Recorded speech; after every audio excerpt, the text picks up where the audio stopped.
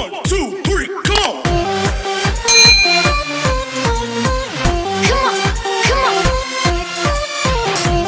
Assalamualaikum warahmatullahi wabarakatuh. Selamat pagi anak-anakku yang soleh dan solehah. Semoga Ananda beserta keluarga di rumah selalu dalam keadaan sehat walafiat. Amin ya robbal alamin. Anak-anakku, pada hari ini kita menginjak ke pembelajaran 3 dan 4. Setelah kemarin kita belajar di pembelajaran 1 dan 2, subtema 2 di tema 7. Anak-anakku, kemarin kita telah belajar tentang bagaimana dan peristiwa-peristiwa apa saja yang terjadi pada saat menjelang dibacakannya teks proklamasi dan setelahnya. Selain itu juga kita telah belajar tentang kosakata baku dan membuat peta pikiran dari teks narasi sejarah. Selain itu, kita juga telah belajar tentang perubahan wujud benda yang dapat kembali ke bentuk semula, dan terakhir kita juga telah belajar tentang bagaimana pola lantai dalam menari. Nah, baiklah anak-anakku, sekarang kita mulai ke pembelajaran 3 dan 4. Akan tetapi, sebelum kita mulai, mari kita bersama-sama membacakan basmalah. Bismillahirrahmanirrahim. Anak-anakku, seluruh rakyat Indonesia menyambut dengan sukacita proklamasi kemerdekaan. Peristiwa-peristiwa heroik pun terjadi di berbagai daerah. Pembacaan teks proklamasi memicu semangat pejuang-pejuang bangsa untuk mengusir penjajah. Nah, di dalam peristiwa pembacaan proklamasi kemerdekaan Indonesia, ada dua tokoh penting yang mewakili seluruh rakyat Indonesia, yaitu Insinyur Soekarno dan Dr. Andes Muhammad Hatta. Nah, kedua tokoh tersebut dikenal sebagai tokoh proklamator Indonesia. Mari kita kenali keduanya. Tokoh yang pertama adalah Insinyur Soekarno. Insinyur Soekarno merupakan Presiden pertama Republik Indonesia dan sebagai pahlawan proklamator. Beliau menjadi Presiden Republik Indonesia sejak tahun 1945 sampai tahun 1967. Insinyur Soekarno dikenal pandai berpidato dan menguasai beberapa bahasa asing, sehingga dijuluki sebagai singa podium. Insinyur Soekarno lahir di Surabaya, Jawa Timur pada tanggal 6 Juni 1901. Jenjang pendidikannya dimulai dari Indische School di Tulungagung. Setelah lulus, beliau melanjutkan pendidikannya ke Europese Legends School di Mojokerto, Jawa Timur. Kemudian Hogan Burger School di Surabaya dan Teknisi Hogan School yang sekarang menjadi ITB atau Institut Teknologi Bandung dan memperoleh gelar insinyur. Sedangkan Dr. Andes Muhammad Hatta adalah wakil presiden pertama Republik Indonesia yang menjabat dari tahun 1945 sampai 1957. Dan beliau juga dijuluki sebagai Bapak Koperasi Indonesia. Beliau sangat berperan dalam upaya memperoleh pengakuan dari pemerintah Belanda terhadap kedaulatan Republik Indonesia. Muhammad Hatta lahir di Bukit Tinggi, Sumatera Barat pada tanggal 12 Agustus 1902. Jenjang pendidikannya ditempuh di Europese Leisure School (ILS) di Bukit Tinggi. Kemudian Mir with Gebrand Let's Onderwijs Mulo di Padang dan Hendels Middelsberg School HMS di Jakarta. Pada tanggal 17 Agustus 1945, Insinyur Soekarno dan Dr. Andes Muhammad Hatta beserta para tokoh lainnya memproklamasikan kemerdekaan Indonesia. Insinyur Soekarno membacakan teks proklamasi kemerdekaan dan Dr. Andes Muhammad Hatta sebagai pendampingnya. Bahkan, dalam teks proklamasi tersebut tercantum nama dan tanda tangan mereka berdua atas nama bangsa Indonesia. Oleh karena itulah, Insinyur Soekarno dan Dr. Andes Muhammad Hatta diberi gelar sebagai pahlawan proklamator pada tahun 1986. Selain tokoh Dwi Tunggal, yakni Insinyur Soekarno dan Dr. Andes Muhammad Hatta, juga kita kenal Ahmad Subarjo. Dia sangat berjasa dalam perumusan dan penyusunan naskah proklamasi. Ahmad Subarjo ini lahir di Karawang, Jawa Barat pada tanggal 23 Maret 1897. Beliau dikenal sebagai sosok yang rendah hati dan bersahaja. Peran yang menonjol adalah ketika beliau ikut menjadi panitia 9 yang merumuskan Piagam Jakarta yang menjadi cikal bakal pembukaan Undang-Undang Dasar 1945. Beliau juga menjadi penengah antara golongan muda dan tua ketika terjadi perbedaan pendapat. Perbedaan itu muncul ketika akan menentukan waktu pembacaan proklamasi. Ahmad Subarjo juga dikenal sebagai tokoh perumus naskah proklamasi kemerdekaan Indonesia. Beliau diperintahkan oleh Insinyur Soekarno untuk mengutip kata-kata dari Piagam Jakarta, terutama bagian pembukaannya, yaitu atas berkat rahmat Allah, maka rakyat Indonesia menyatakannya kemerdekaannya. Kalimat tersebut diminta untuk dijadikan kalimat pembuka naskah proklamasi. Pada akhirnya disepakati kalimat pertama pada teks proklamasi kemerdekaan adalah kami bangsa Indonesia dengan ini menyatakan kemerdekaan Indonesia. Kalimat ini berasal dari kutipan alinea ketiga Piagam Jakarta. Nah, itulah tokoh-tokoh penting dalam proklamasi kemerdekaan Indonesia. Anak-anakku, peristiwa pembacaan proklamasi memberikan semangat untuk melakukan perlawanan mengusir penjajah di berbagai daerah. Usaha menegakkan kedaulatan terjadi di berbagai daerah dengan tindakan heroik mendukung proklamasi kemerdekaan Indonesia. Banyak sekali pertempuran-pertempuran di berbagai tempat di seluruh penjuru Nusantara. Yang pertama adalah peristiwa heroik di Yogyakarta, yang dimulai pada tanggal 26 September 1945 sejak pukul 10 waktu Indonesia Barat. Para pegawai pemerintah dan perusahaan yang dikuasai Jepang melakukan aksi mogok. Mereka menuntut agar Jepang menyerahkan semua kantor kepada pihak Indonesia. Yang kedua, terjadi peristiwa heroik di Surabaya. Di Surabaya ini terjadi insiden bendera di Hotel Yamato, Tunjungan, Surabaya. Orang Belanda mengibarkan bendera merah putih biru di atap hotel.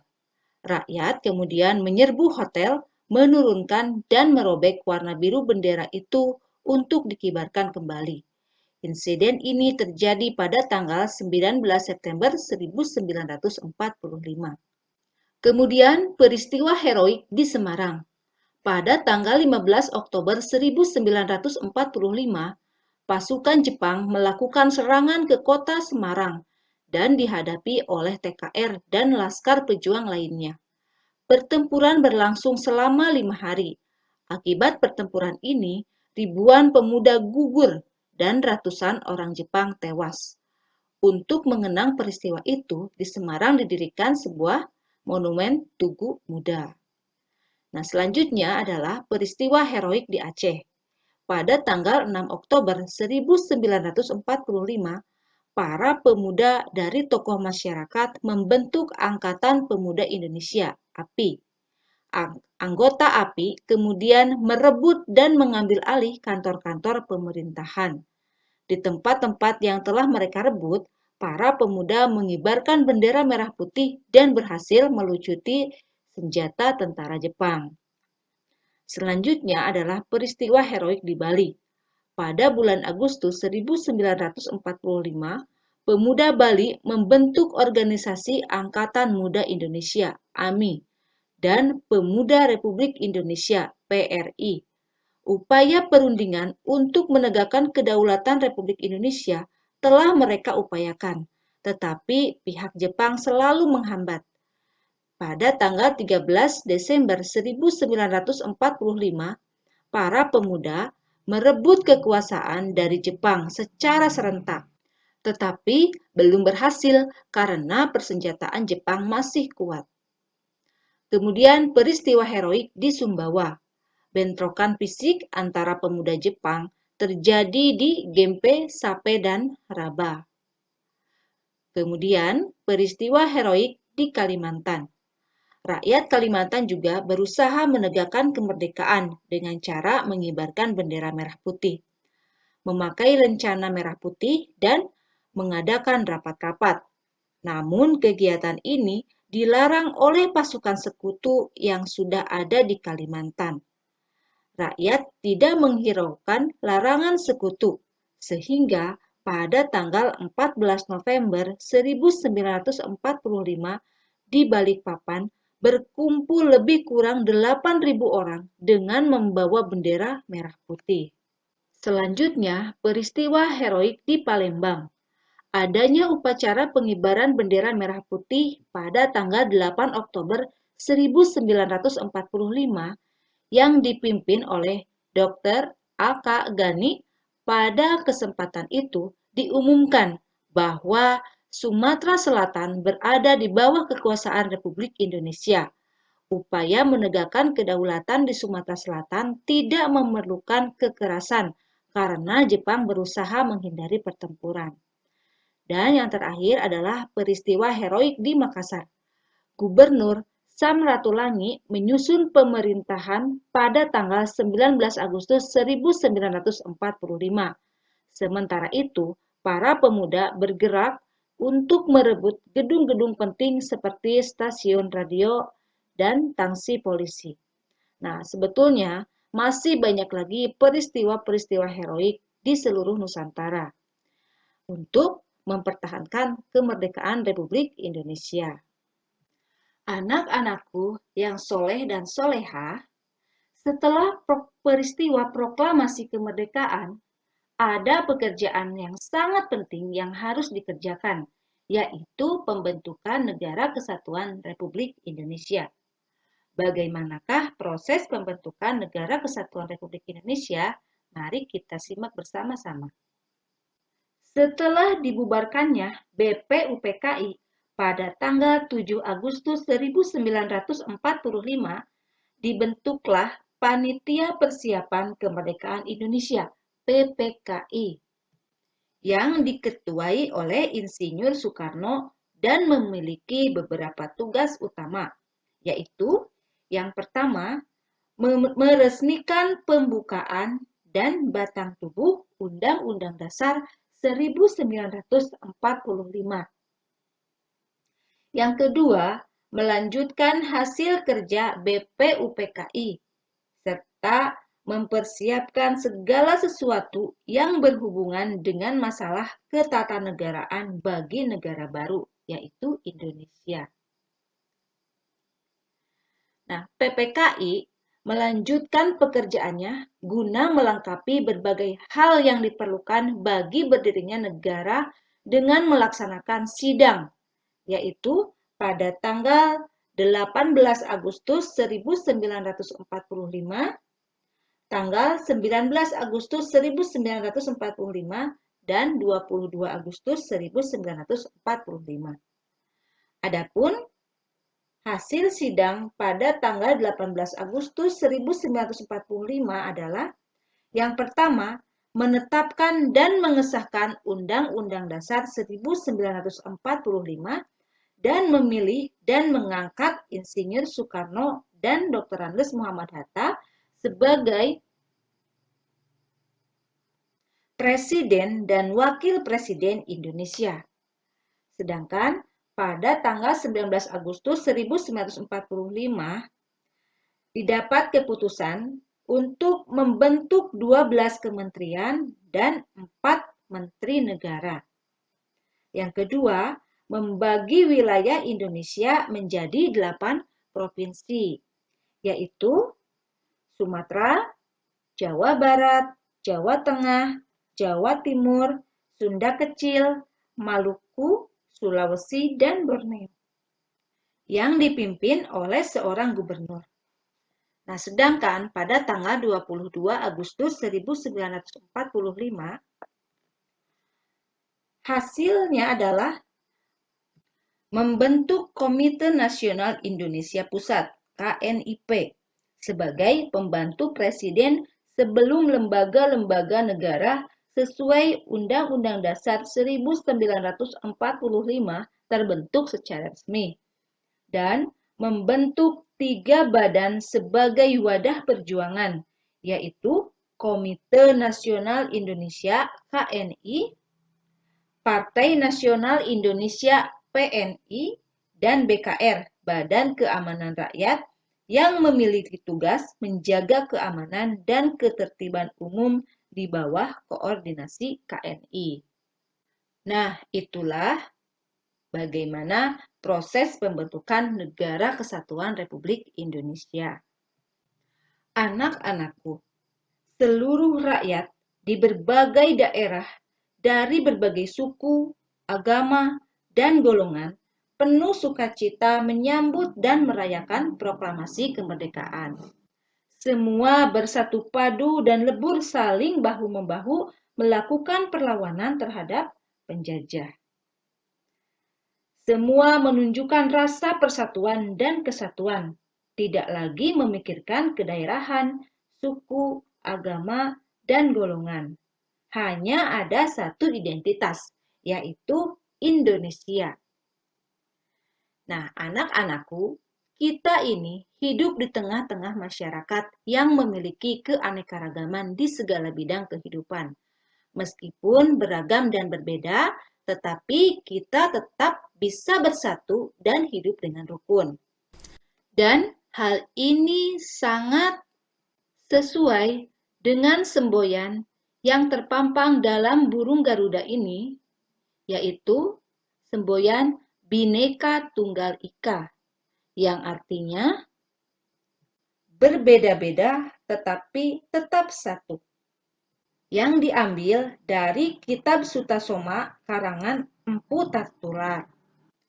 Keberagaman masyarakat yang ada di lingkungan sekitar kita hendaknya disikapi dengan menerapkan hidup rukun dalam kehidupan sehari-hari.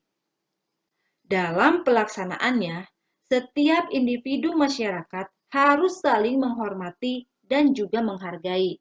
Contohnya, saat membantu korban bencana alam dan kerja bakti membersihkan lingkungan. Kita harus bekerja sama meskipun berbeda suku dan agama.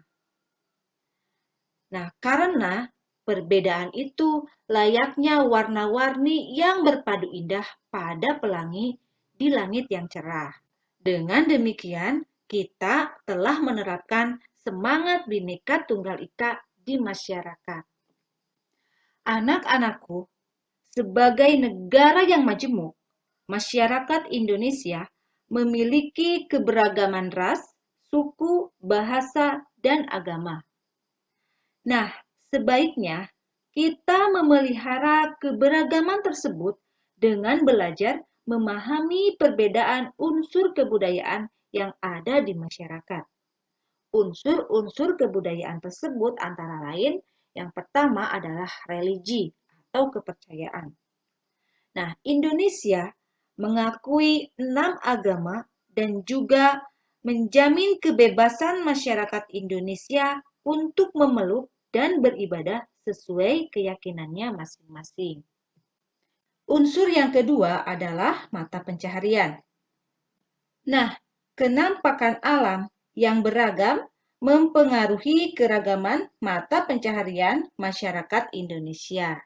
Ada yang menjadi petani, ada yang menjadi nelayan, ada pula yang berdagang, dan yang lainnya. Unsur yang ketiga adalah teknologi dan peralatan. Perkembangan teknologi dan peralatan di Indonesia merupakan hasil kreativitas masyarakat yang disesuaikan dengan budaya setempat.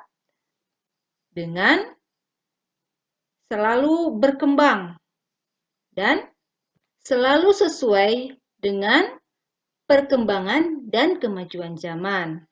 Unsur yang keempat adalah kesenian. Kesenian adalah hasil ciptaan manusia yang berkembang dan disesuaikan dengan budaya masing-masing.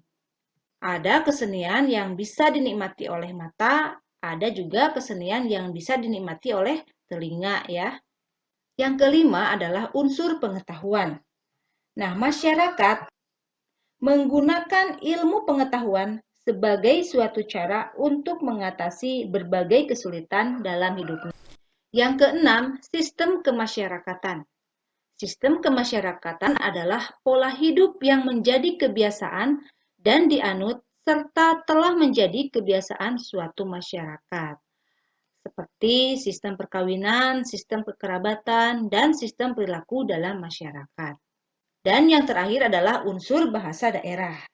Nah, bahasa daerah ini adalah sarana komunikasi yang digunakan oleh masyarakat di suatu daerah. Namun, kita tetap dipersatukan dalam bahasa nasional, yaitu adalah bahasa Indonesia yang telah diikrarkan pada peristiwa Sumpah Pemuda tahun 1928. Nah, itulah unsur-unsur kebudayaan suku bangsa di Indonesia. Anak-anakku yang soleh dan solehah, kita sudah sampai di penghujung waktu di pembelajaran kita pada hari ini. Tapi sebelum kita menutup pembelajaran ini, mari kita simpulkan bersama-sama bahwa pada hari ini kita telah belajar tentang peristiwa-peristiwa heroik setelah kemerdekaan dan kita juga telah mengenal sosok tokoh proklamator Indonesia yaitu Insinyur Soekarno dan Dr. Andes Muhammad Hatta dan salah satu golongan tua yaitu Ahmad Subarjo. Selain itu, kita juga telah belajar tentang bagaimana proses terbentuknya NKRI. Kemudian, kita juga telah belajar tentang bagaimana Bhinneka Tunggal Ika dalam kehidupan bermasyarakat. Dan yang terakhir, kita juga telah belajar tentang unsur-unsur budaya. Nah, demikianlah anak-anakku yang dapat Ibu sampaikan pada hari ini. Mudah-mudahan ada manfaatnya untuk kita semua. Dan jangan lupa tetap menjaga kesehatan dengan mematuhi 5 protokol kesehatan. Baiklah anak-anakku, marilah kita tutup pembelajaran kita pada hari ini dengan mengucapkan hamdalah bersama-sama. Alhamdulillahirabbil alamin. Wassalamualaikum warahmatullahi wabarakatuh.